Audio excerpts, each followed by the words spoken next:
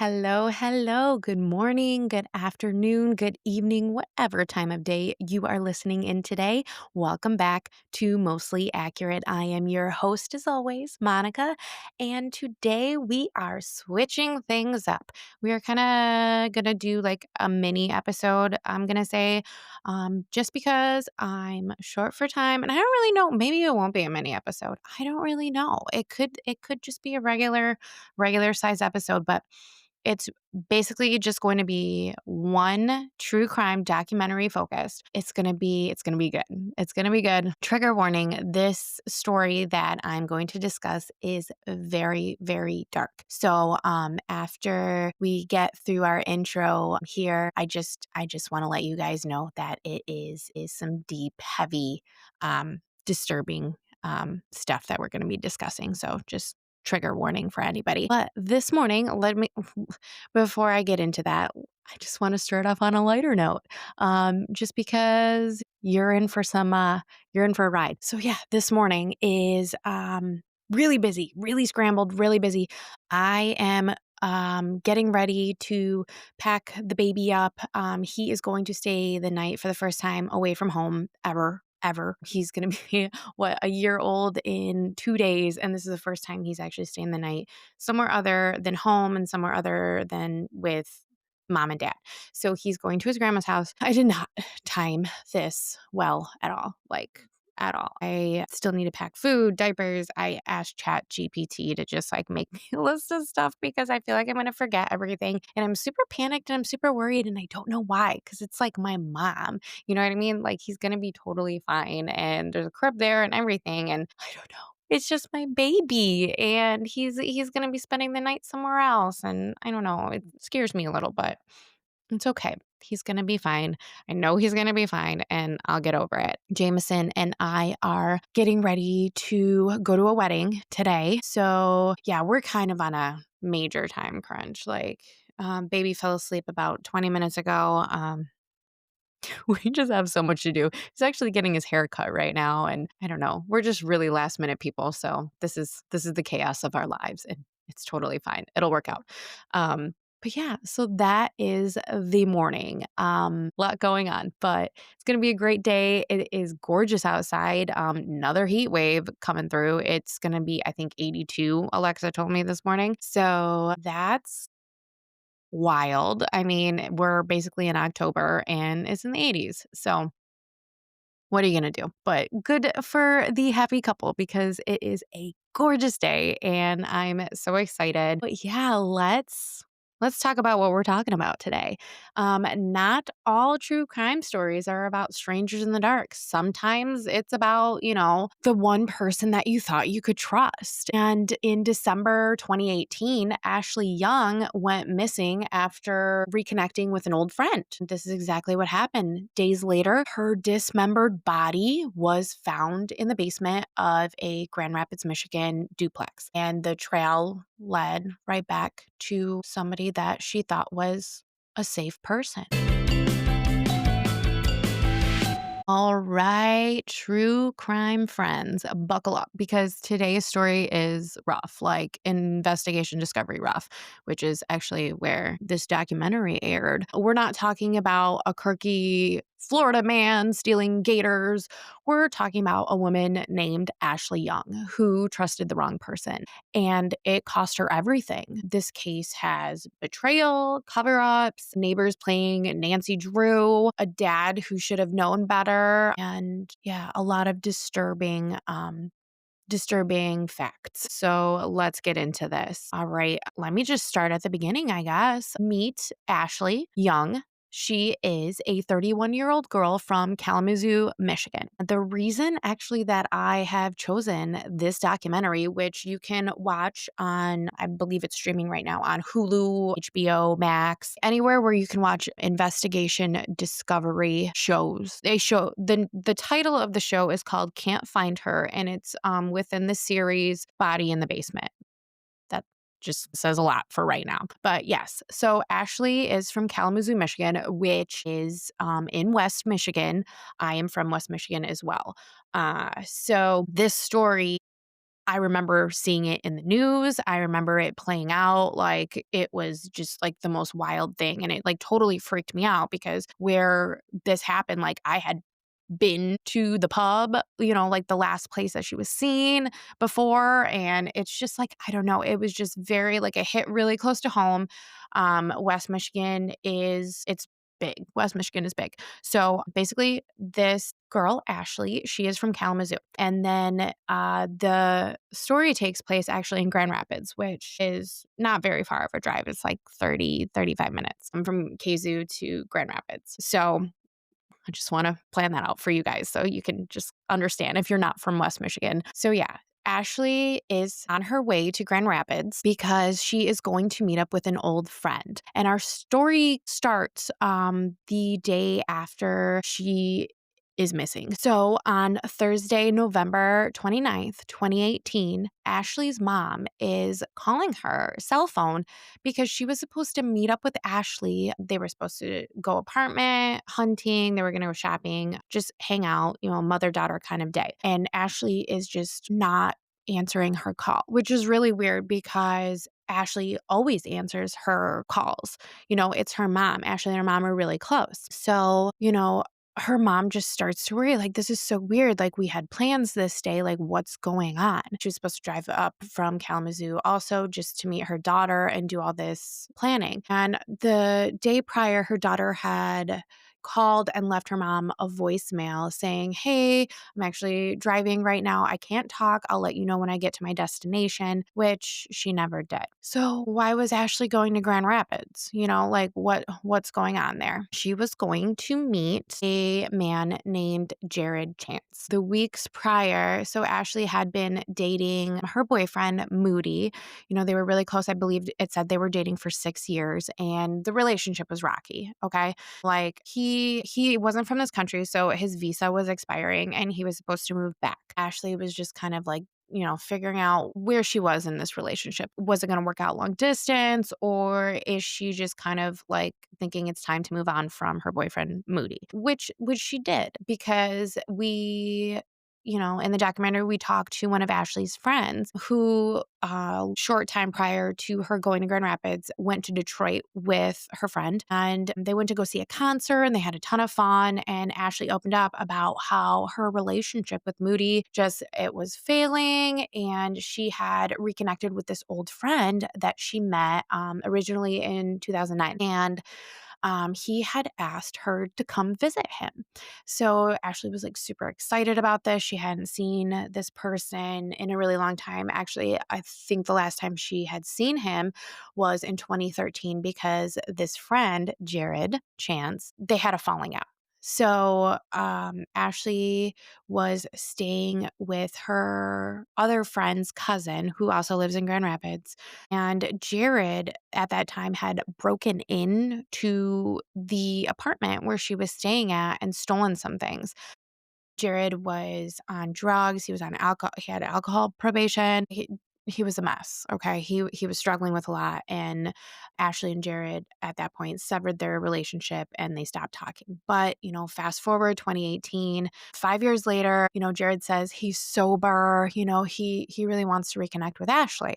And she's like, okay, I'm just getting out of this relationship. Maybe I can do this. Like maybe I'll go to Grand Rapids. I have to go apartment hunting anyway, I'll meet up with Jared. So fast forward back to November 2018. Ashley is driving to Grand Rapids. She calls her mom, says she's going to call her back. She never does. Well, she ends up meeting up with Jared Chance, the guy that was a old friend that she trusted to meet up with. So she meets up with him and they go to a bar in East Town, or what people from like Grand Rapids, they call it East Town, a pub called Mulligan's. Mulligan's is like pseudo like dive bar slash like venue, I would say. I have been to Mulligan's before in my younger days, not so much anymore. But it's kind of where, like your like cooler, edgier, I guess, clientele hang out. So her bestie that she went to Detroit with,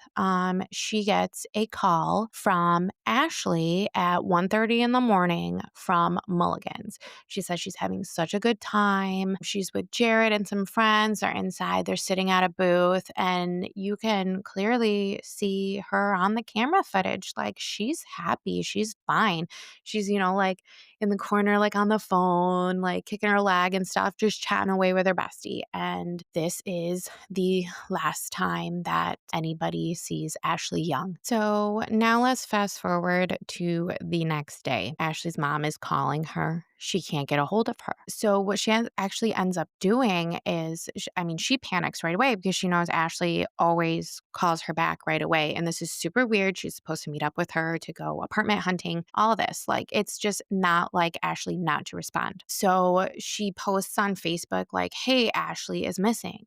And her bestie that she went to Detroit with is just like, is this real? Like, what do you mean she's missing? Then she actually catches the eye of Ashley's friend from Grand Rapids. Do you remember the one where the friend had the cousin that Ashley was staying with in Grand Rapids?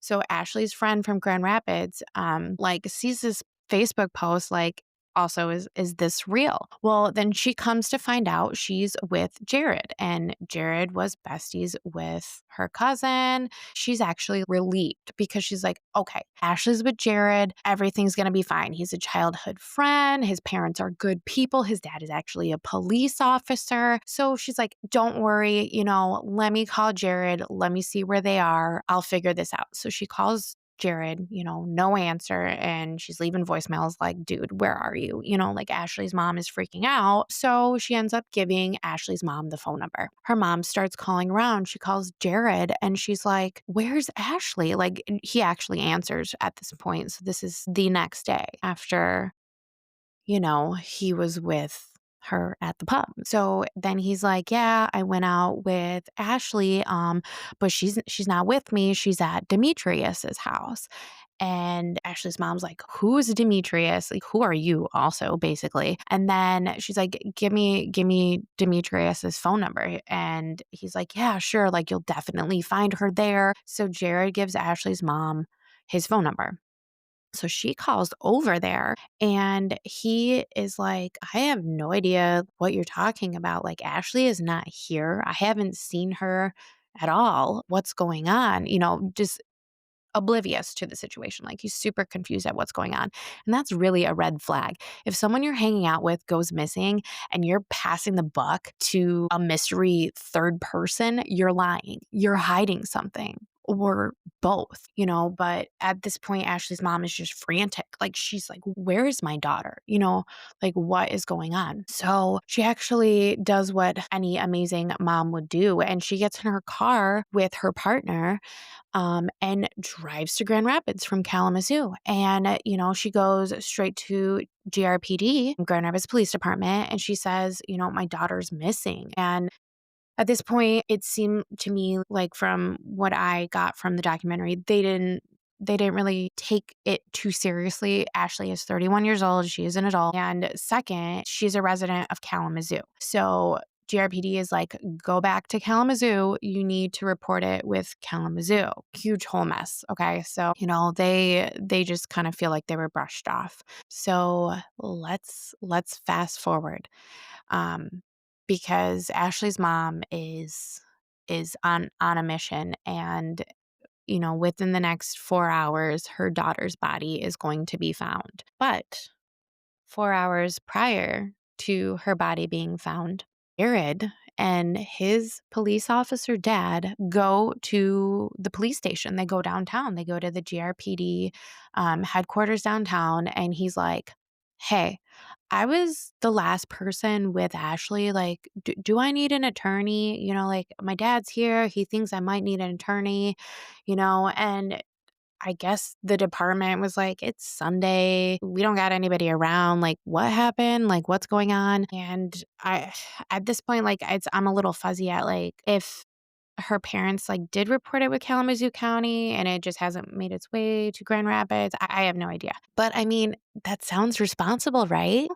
Nope, nope. It was a huge stunt, just to buy Jared more time at this point. So Sunday, this is all hours leading to when Ashley's body is found. Ashley's friend, the one from GR, she's irritated.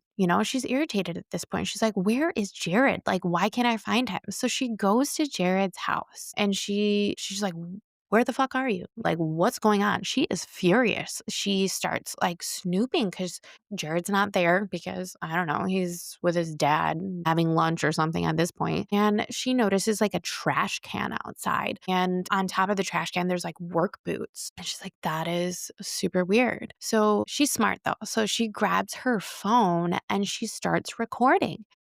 And she, is just pulling one thing out after another. She finds gloves. She finds body wash. She finds ammonia. And then she finds a saw blade. And freaked out, right? But she's recording all of this. And at that very moment, how I said that it was a duplex, the downstairs neighbors, they open up the door and they're like, "Who are you? Like, what are you doing?" And then she's trying to explain, "My friend is missing and I'm looking for her. And the last person that she was with was, your upstairs neighbor." And, she's like, "I just kind of like, I don't want any trouble." I mean, technically, she's sort of snooping on their property. She grabs her stuff, she grabs what she can, she's got her recording, and she books it. Well, the neighbors took it upon themselves to investigate, and this is when they find a tarp in the basement. Super like bizarre, okay? As brutal as all of this is, it gets more twisted. At this point, the neighbors make a call to the Grand Rapids Police Department and they say, "I need somebody here now. There has been a weird smell for the last day, and we just found a tarp in our basement, and it appears that there is blood coming from it." Let's just pause here. I mean, it wasn't the cops who cracked this case, obviously. It was literally the neighbors doing some Nancy Drew snooping, neighbors and friends. Like, just imagine deciding, like, "Hey, let's peek in the basement." And then you find a tarp and there's a body under the tarp. Like, you do not come back from that. Yeah, some really, really dark stuff, and it just keeps getting darker from there. So now the police have arrived. They're searching the residence. Under the tarp, they found Ashley's torso, her arms, her legs were found inside the house. There was no head, there was no hands, and there were no feet attached to Ashley's dismembered body. When they're searching the residence, they go into the kitchen. They find this big stain on the kitchen floor, clearly from the photographs that were taken. It's clearly blood. In the bathroom, they find standing water in the bathtub. There's no shower curtain, like none. It was removed. There is jeans like laying on the ground. There is, clearly blood stains on these jeans. And we're going to just fast forward. Autopsy is done, and it later shows there's no drugs in Ashley's system. So what was the cause of death? At this point, they left it as undetermined because they believe that the cause of death was to her head, which in this case is missing. So during this search, her mother, she arrives on scene conveniently because, mother's instinct. She drove back to Grand Rapids and she's, "Where's my daughter?" Still on the hunt. Police take her back and have her interviewed. While they're interviewing, they ask, "Describe your daughter, describe Ashley." And, she had these big, beautiful eyes, she says, and, just like this wonderful spirit. And at that point, the police have to tell her there are no identifying parts left. And at this point is when Ashley's mom makes the connection. You do not have her head. Really messed up thing to say.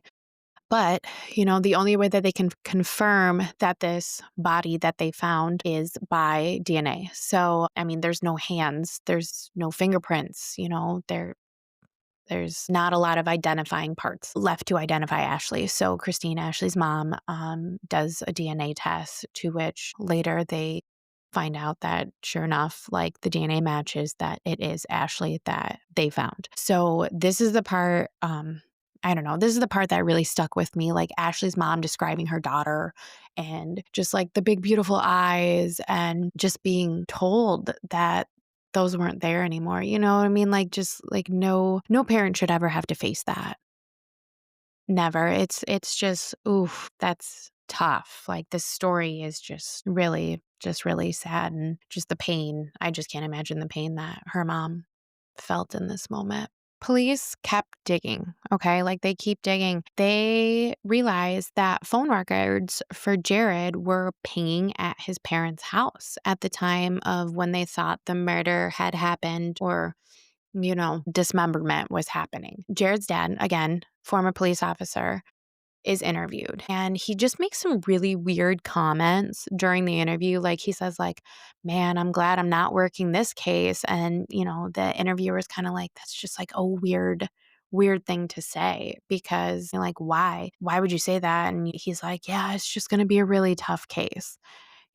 Which I don't know. It's just bizarre to me because it's like your son is clearly involved in this situation, but it is what it is. So, the police, they're like, we need to search your house because our person of interest is at your house. And this is another quite a bit of a drive because his parents live in Holland, Michigan, which is approximately, I want to say the same distance from Grand Rapids. Like you're looking at like 30, 35, 40-minute drive to Holland from Grand Rapids. So they search the parents' house. And what do they find? Oh my God. Okay. So in the garage, they find the shower curtain, which we believe is the one from Jared's apartment. Under the couch, they find a reciprocating saw, which contained the flesh and blood from Ashley's body. This is just wild to me. Like they didn't even try to hide it.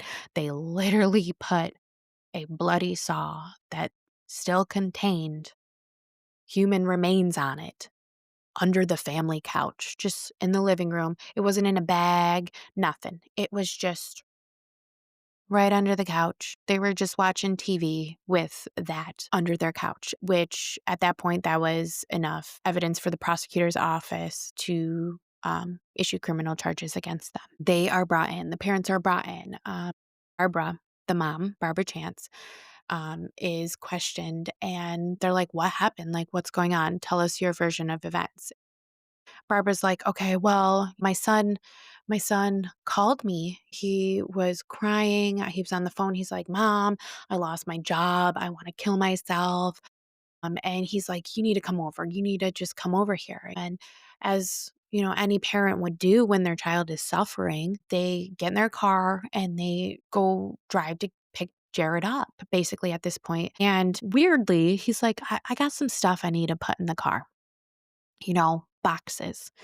And James Chance, Jared's father, helps Jared put these boxes in his car. And I'm not just talking a few boxes. Like this is a lot of boxes. And according to Jared's dad, he thought it was just work stuff, He thought it was just supplies at work, which is really interesting because I don't know about you, but I would be questioning it. Like, I thought you were here to kill yourself. Are you moving in at the same time? Like, what's in the boxes, Jared? What's going on? But I don't know.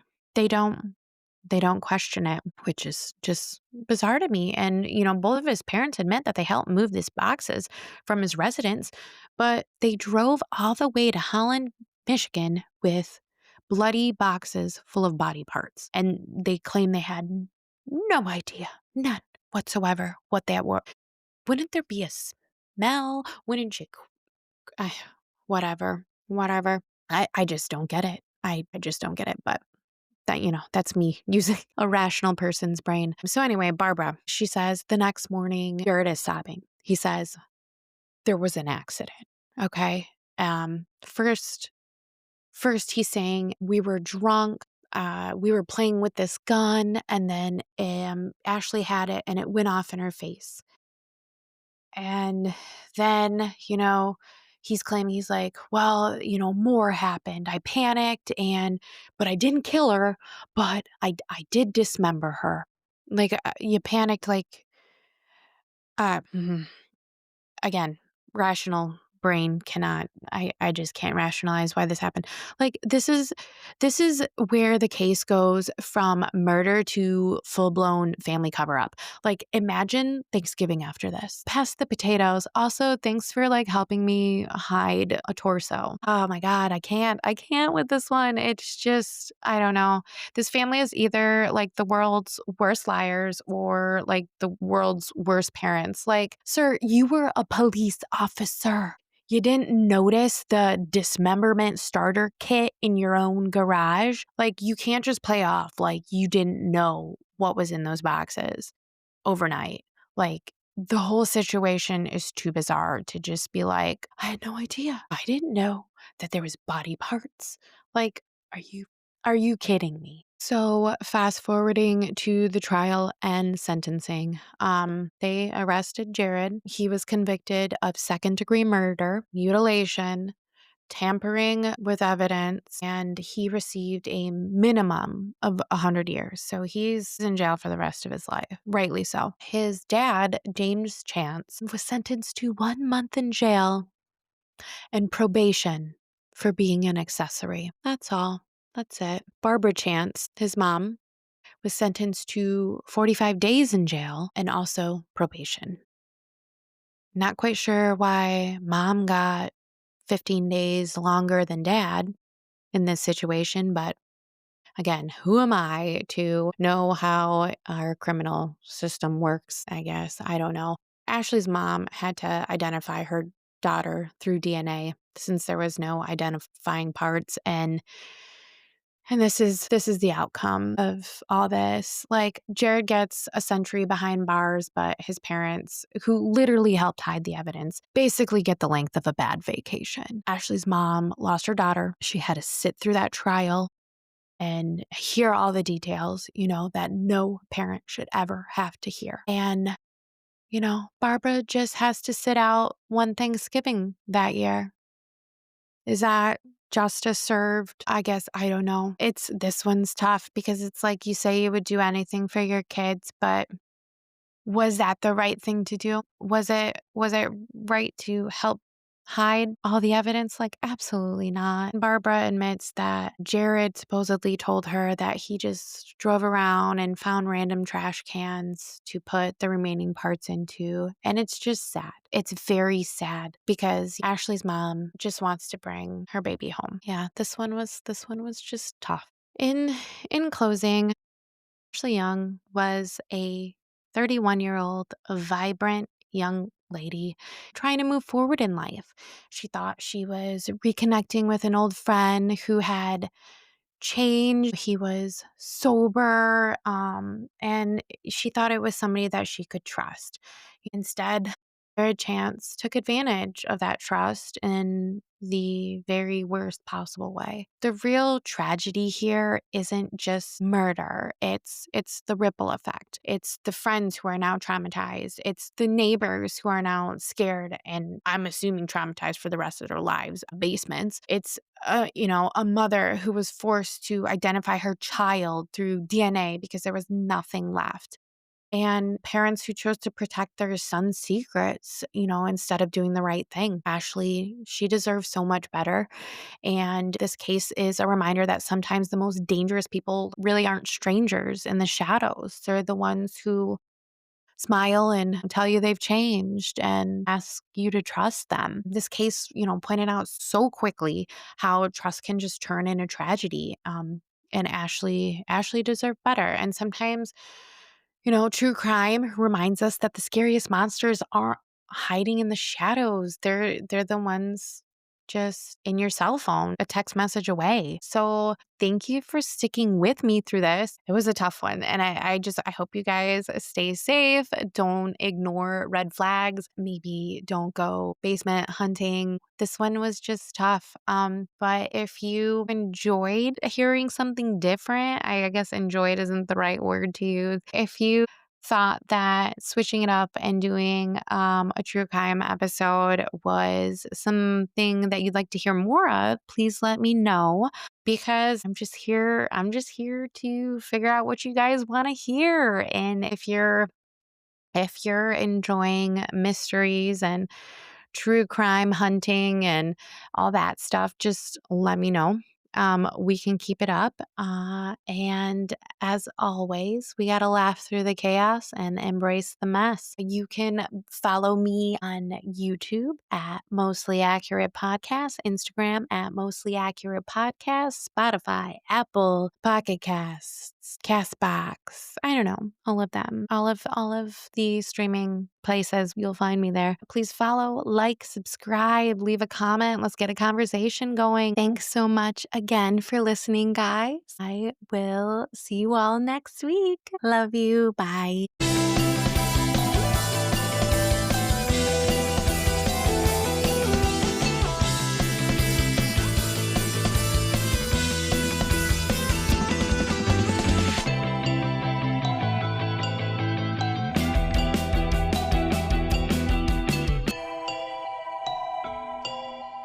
This podcast is for entertainment purposes only. The facts are fuzzy. Our stories and opinions are just that, stories and opinions, not meant to be taken as professional advice.